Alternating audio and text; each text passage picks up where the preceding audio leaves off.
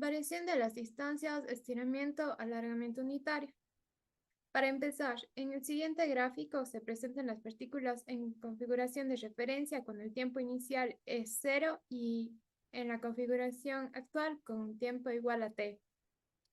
En la configuración de referencia tenemos las partículas P y Q separadas por una distancia ds mayúscula, dx minúscula en dirección del vector unitario t. Las correspondientes posiciones de P y Q vienen dadas por P', Q' en la configuración actual, y ds mayúscula y dx mayúscula se convierten en ds minúscula, dx minúscula, en dirección del vector unitario t minúscula. Definiciones.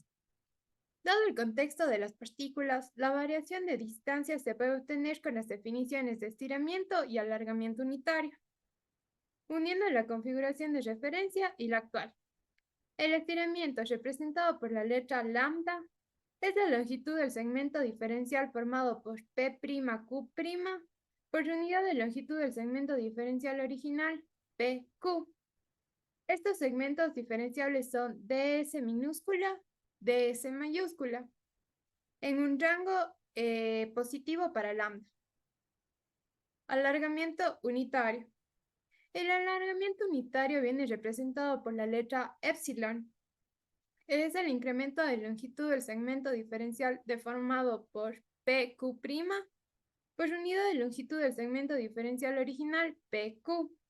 Entonces, como expresión se podría tener que epsilon es igual a la resta de ds minúscula menos ds mayúscula sobre ds mayúscula, mientras que el estiramiento es ds minúscula sobre ds mayúscula. Las expresiones del estiramiento y alargamiento unitario son para un mismo punto y la misma dirección. Se relacionan como epsilon igual a lambda menos 1. Si el estiramiento es 1, el alargamiento unitario es igual a 0 y ds minúscula es igual a ds mayúscula. Esto quiere decir que hubo movimiento, pero sin aumentar o disminuir la distancia entre las partículas. Si el estiramiento es mayor a 1, el alargamiento unitario también lo será, y ds minúscula va a ser mayor a ds mayúscula, lo que implica que la distancia entre las partículas se alargó con la deformación del medio. Por último, si el estiramiento es menor a 1, el alargamiento unitario también, y ds minúscula va a ser menor a ds mayúscula, lo que significa que la distancia entre las partículas se acortó con la deformación del medio.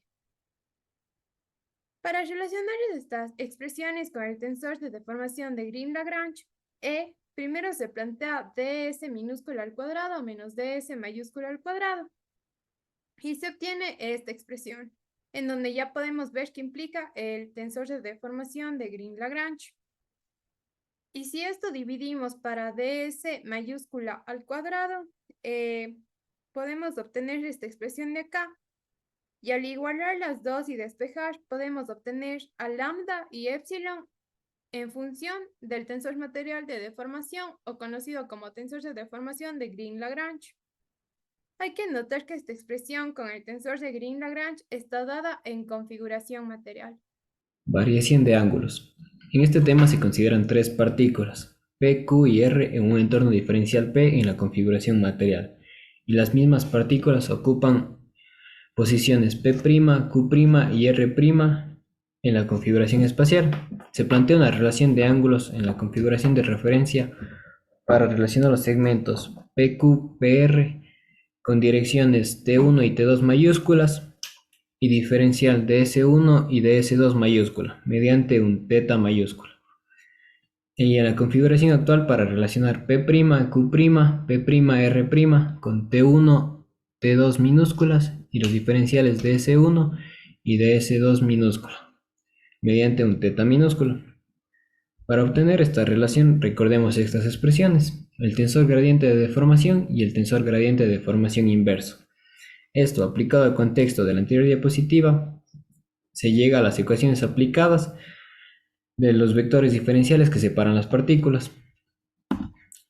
Estos diferenciales se pueden representar en función de sus vectores unitarios y diferenciales de S minúscula y de S mayúscula.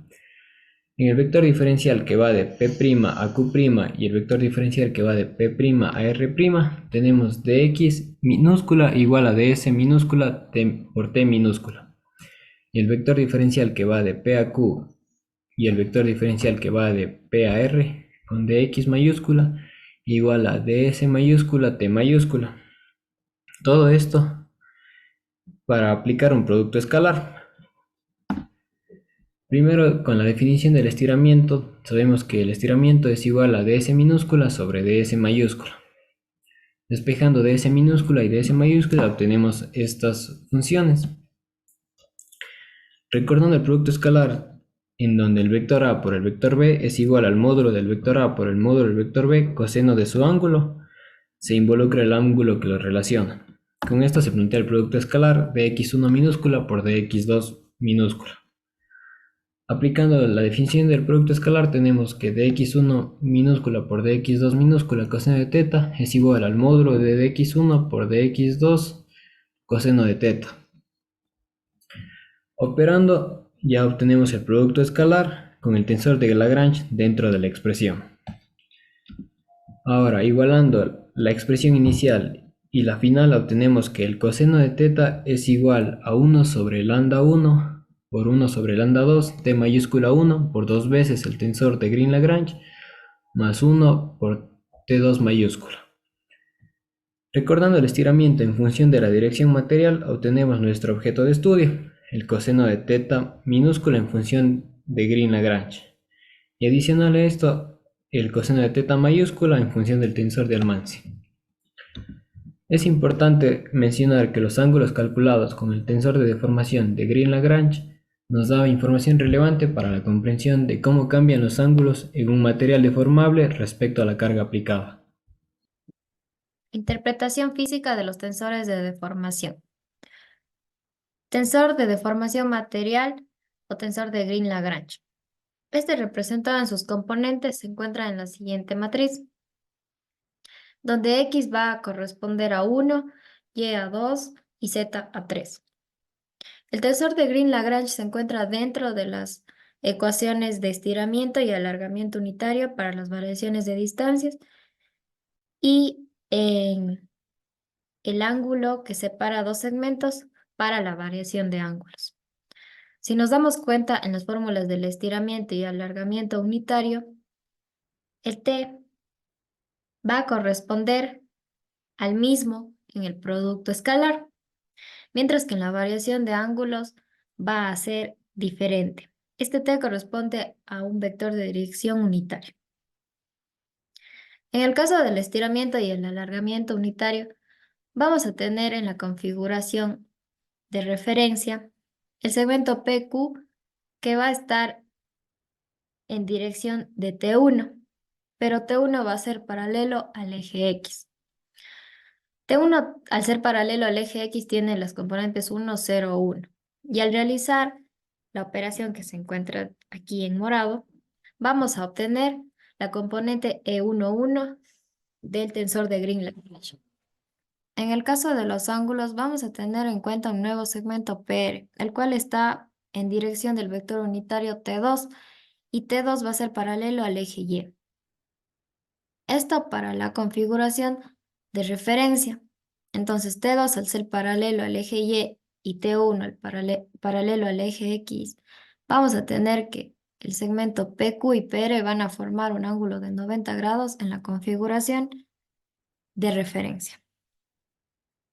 Para conocer el ángulo en la configuración actual, vamos a tener en cuenta que T2 va a tener componentes 0, 1, 0, y al aplicar la operación del numerador, vamos a obtener la componente E1, 2, ya que son los ejes involucrados. En el denominador vamos a tener los estiramientos correspondientes a esos ejes. Al despejar el ángulo y querer conocer la variación de este, vamos a tener tres expresiones según los ejes que se involucran: XY, XZ o YZ. Si nos damos cuenta, tenemos un paralelepípedo en la configuración actual, los cuales sus lados van a estar formados por los estiramientos correspondientes en cada eje X, Z y también los ángulos los cuales se deformaron. Si en las fórmulas que tenemos las componentes del numerador son 0, en el caso de XY, si es 0, nos dice que la deformación no produce una variación del ángulo de dos segmentos inicialmente situados en las direcciones de los ejes involucrados, es decir, XY. Lo mismo será para la componente EXZ y EYZ. Y en la configuración de referencia nos damos cuenta que no es un paralelepípedo, sino de forma más precisa es un cubo, ya que todos los ejes van a formar ángulos de 90 grados entre sí. Por último, si analizamos las componentes del tensor E, en su diagonal principal vamos a tener las componentes que están involucradas en las variaciones de distancias, las cuales corresponden a las deformaciones longitudinales, donde la deformación se va a dar en la dirección en la que la fuerza fue aplicada. Las componentes que están fuera de la diagonal principal se encuentran dentro de las expresiones de las variaciones de ángulos, es decir, de las deformaciones transversales, cuando la deformación va a ser perpendicular a la dirección de la fuerza aplicada.